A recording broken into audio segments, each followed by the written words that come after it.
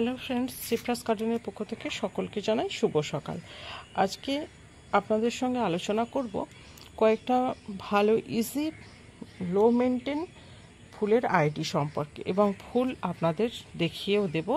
এবং যে সমস্ত আমার বন্ধুরা ব্যস্ত অফিসের কাজে ঠিকমতো যত্ন পরিচর্যা করে উঠতে পারছেন না, গাছ ভীষণ টাব নিয়ে নিচ্ছেন না বুঝেই, সেই সমস্ত বন্ধুদের জন্য বলি ভেরি ইজি এবং লো মেনটেন কিছু গাছ আমরা করতে পারি। সেই গাছগুলোর ফুল আমাদের বাগানে অনেক বেশি হবে এবং খুব সাধারণ পরিচর্যার মাধ্যমে, যত্ন পরিচর্যা লাগে না বললেই চলে বা ডাইব্যাকেরও কোনো সমস্যা নেই, সেরকম ধরনের গাছের সঙ্গে আপনাদের একটু পরিচয় করিয়ে দিই।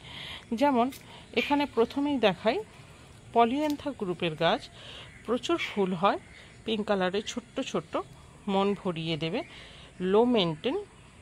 এটা হচ্ছে চ্যাটিলিয়ান বা ক্যাটিলিয়ান বলা যেতে পারে, এটা বলা যেতে পারে না, এটা নাম ক্যাটিলিয়ান বা চ্যাটিলিয়ান যেভাবে বলে। এটা পলিএন্থা গ্রুপের গাছ, প্রচুর পরিমাণে ফুল হয়। সামনেই আছে আবরাকা ডাবরা, এটাও ভীষণ ভালো, লো মেনটেনের ওপরে প্রচুর ফুল দেয়। আরও একটা দেখাই এখানে ফেরি পর্সি। ফেরি পর্সিটা রেড ভেলভেটের ওপরে লাল রঙের ভেলভেট কালারের, খুব সুন্দর একটি ফুল, প্রচুর ফুল হয় এবং ফুলগুলো লং লাস্টিং। এটাও একটি ভালো ফুল।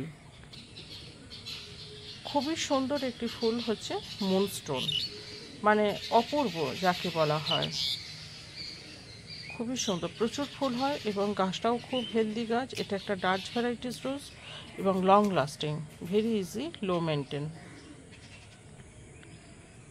মুনস্টোনের মতনই খানিকটা দেখতে জুমেলিয়া, জুমেলিয়াও কিন্তু ডাচ ভ্যারাইটিস রোজ, ভেরি ইজি প্ল্যান্ট, খুবই সুন্দর ফুল হয়, কোনো অসুবিধা নেই, এমন কিছু কঠিন নয়। জুমেলিয়া অতি সহজেই করতে পারে, তবে শীতকালে যে অপূর্ব রূপ মন মুগ্ধ করে দেয়।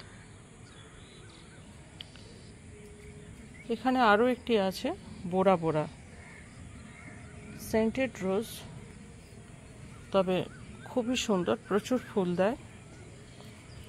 এই ফুলগুলো আমি কেটে দেব, কয়েকটা দিনের জন্য রেখেছিলাম আপনাদের সঙ্গে পরিচয় করিয়ে দেওয়ার জন্য। দেখুন বন্ধুরা, খুব সুন্দর একটি ফুল, অরেঞ্জ কালার, কালারটা এখন একটু ফেড হয়ে গেছে, এটা যেহেতু গ্রীষ্মকাল।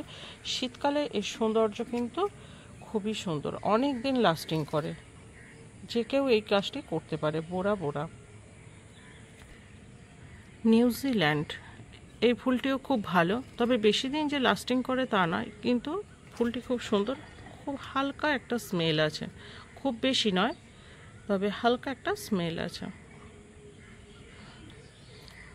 তো বন্ধুরা, কেমন লাগলো এই ফুলগুলো অবশ্যই কিন্তু আমাকে কমেন্ট করে জানাবেন।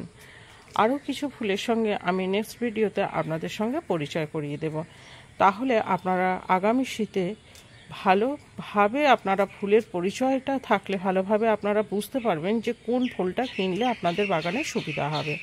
কারণ এদের ফিচার সম্পর্কেও আমি ছোটোখাটো তথ্য ভিডিওর মধ্যে বলে থাকি বা ধারণা দিয়ে থাকি, কোনটা একটু কঠিন বা কোনটা ডাইব্যাক লাগে, কোনোটা হয়তো ভালো ফুল পাওয়া যায় না, কোনোটা টেন্ডেন্সি হয়তো ব্লাইন্ড স্যুট হবার, এই সমস্ত পরিচর্যার মাধ্যমে করতে গিয়ে আমি প্রতিনিয়তই কিন্তু ঠকছি এদের সাথে।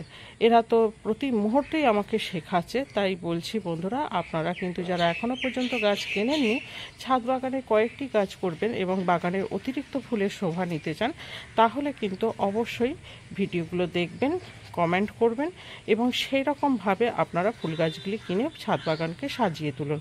উল্টোপাল্টা গাছ কিনে লাভ নেই, কারণ কোনো গাছের টেন্ডেন্সি হয়তো একটু লম্বা প্রজাতির থাকে, কোনোটা একটু শর্ট প্রজাতির থাকে, বুশি প্রজাতি। তা আমাদের ছাদ বাগানে একটু শর্টের ওপরে বুশি প্রজাতি কিনতে হবে, কারণ ঝড়ের ব্যাপার আছে, খুব বেশি হাইট হয়ে গেলে আমরা বাগানকে সুন্দরভাবে পরিচর্যা করতে পারবো না, সাজাতে পারবো না, সব দিকটাই কিন্তু মাথায় রেখে আমাদেরকে গাছ কিনতে হবে। তো আজকের মতো বন্ধুরা এইটুকু, সুস্থ থাকুন, ভালো থাকুন, গাছের পরিচর্যা যত্ন নিয়ে বাগানকে সাজিয়ে তুলুন, আর অবশ্যই চ্যানেলটি সাবস্ক্রাইব করে রাখুন। আর ভিডিওটি যদি ভালো লেগে থাকে অবশ্যই কিন্তু কমেন্ট করবেন। আজকের মতো এইটুকু।